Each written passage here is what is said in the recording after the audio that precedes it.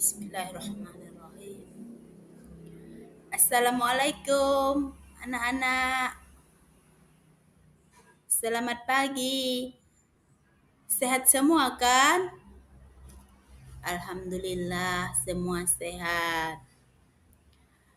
Anak-anak, sebelum kita belajar, kita berdoa dulu.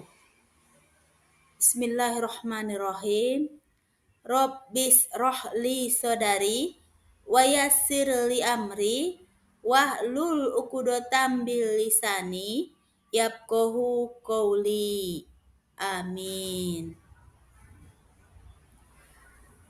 Anak-anak, pada pertemuan ini kita akan mempelajari tentang ruqsah. Islam merupakan agama yang sempurna, di mana bukti kesempurnaan itu di dalam Islam hukumnya itu bersifat tegas dan jelas. Setiap muslim itu diharuskan melaksanakan ibadah wajib seperti sholat, berpuasa di bulan Ramadan, membayar zakat, dan haji. Namun, Islam tetap memberikan jalan keluar ataupun solusi bagi muslim yang tidak bisa melaksanakan ibadah tersebut dikarenakan hambatan maupun halangan. Sekarang anak-anak masuk kita ke bagian A. Makna ruqsah. Secara bahasa, ruqsah adalah keringanan atau kelonggaran. Dan secara istilah, ruqsah itu adalah perubahan hukum dari hukum asalnya karena sebab tertentu dengan tujuan untuk memberi kemudahan dan keringanan. Pada dasarnya, kewajiban itu harus tetap dilaksanakan. Akan tetapi, boleh ditinggalkan atau digantikan pada bentuk yang lain dengan sebab tertentu dan dalam keadaan atau kondisi tertentu. Anak-anak, Allah Subhanahu wa Ta'ala tidak akan membebani manusia di luar batas kemampuan. Jadi, dengan adanya ruqsah, kita sebagai manusia tetap dapat menjalankan ketentuan-ketentuan yang ada di dalam agama kita. Yang B, anak-anak, alasan dibolehkan ruqsah. 1. Tujuan ruqsah bukan untuk berlaku zalim, mengganggu ketenangan orang lain itu termasuk perbuatan zalim. Contoh, anak-anak, ketika kita akan melaksanakan sholat zuhur berjamaah, ada siswa dengan alasan sakit tidak ikut sholat.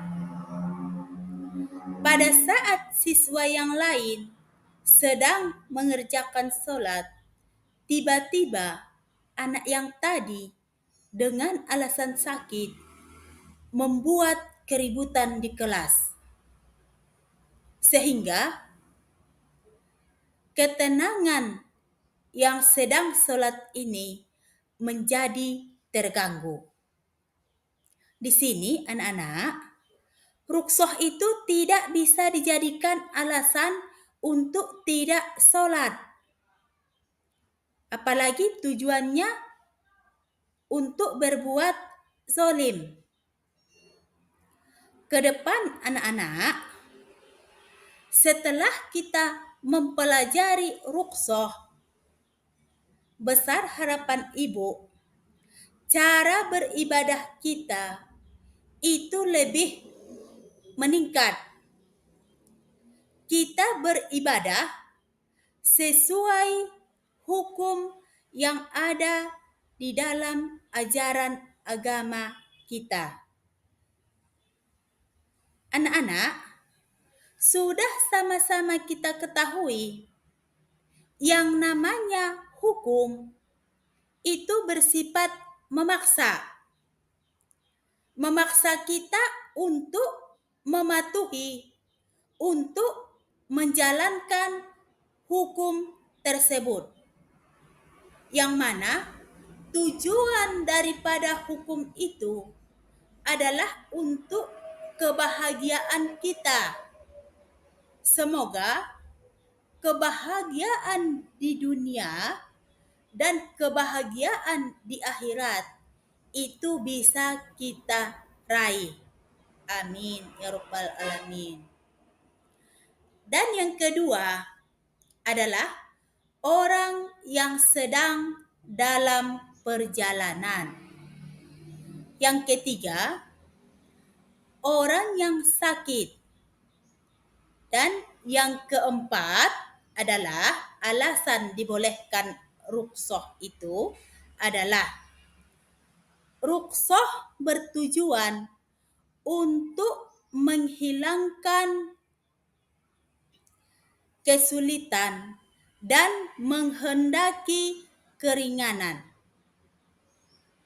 yang kemudian menemukan kelapangan sesudahnya. Selanjutnya anak-anak, C, ruksoh dibagi dua, yaitu 1. Ruksoh yang mengandung istihsan atau kebaikan. Pelaksanaan ruksoh dipilih apabila ruksoh itu lebih baik. Contohnya, anak-anak, orang yang dalam perjalanan untuk pekerjaan memilih ruksoh dalam hal ibadah sholat. Dengan ruksoh tersebut, pekerjaannya dapat diselesaikan tepat waktu. Yang kedua, ruksoh yang menggugurkan hukum asalnya. Contohnya, mengkonsumsi minuman khamar itu hukumnya haram. Tetapi bisa dia boleh dikarenakan sebab dan kondisi yang kita pelajari di awal. Apabila dengan mengkonsumsi minuman tersebut, kesehatan ataupun nyawanya bisa terselamatkan.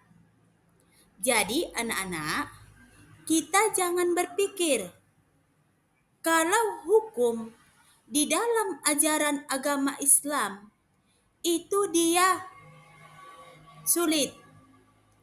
Hukum di dalam Islam itu dia berat. Tidak. Sebab kenapa anak-anak? Allah itu Maha Penyayang. selalu memberikan jalan keluar ataupun solusi. Yang mana di dalam agama kita yang disebut dia dengan rukhsah ataupun keringanan. Sampai di sini anak-anak yang sudah kita pelajari, itu bisa dipahami kan? Baru masuk kita ke bagian D. Rukhsah dalam ibadah. 1. Solat, yaitu dengan cara menggabungkan dan meringkas, atau disebut juga dengan menjamak dan mengkosar. Ada yang disebut dengan jamak takdim, yaitu mengerjakan solat itu pada waktu solat yang pertama. Kemudian ada jamak takhir, mengerjakan solat itu pada waktu solat yang kedua. Dan yang berikutnya adalah ibadah puasa dengan cara menggantinya pada hari yang lain. Umpama, seorang perempuan yang sedang dalam keadaan menstruasi itu tidak boleh berpuasa, sebab termasuk dia hadas. Maka perempuan tersebut mengganti puasa pada hari yang lain. Yang berikutnya adalah ibadah zakat dengan cara pembayaran zakat fitrah itu dengan bahan pokok makanan. Bisa diganti dengan uang. Kemudian pembayaran zakat itu bisa diwakilkan pada orang lain. Ibadah haji, rukhsah di dalam pelaksanaannya adalah membayar dam itu bisa diganti dengan berpuasa. Anak-anak, pembelajaran kita pada pertemuan ini kita cukupkan sampai di sini. Semoga dapat dipahami. Untuk tugas, kerjakan di rumah, kita kumpul pada pertemuan pembelajaran PAI berikutnya. Tak terlepas dari rasa syukur kita kehadirat Ilahi Robbi, dan semoga pertemuan kita ini mendapatkan hidayah, maka kita tutup pertemuan kita ini dengan bacaan hamdalah. Alhamdulillahi Rabbil Alamin. Akhir kata, wassalamualaikum warahmatullahi wabarakatuh.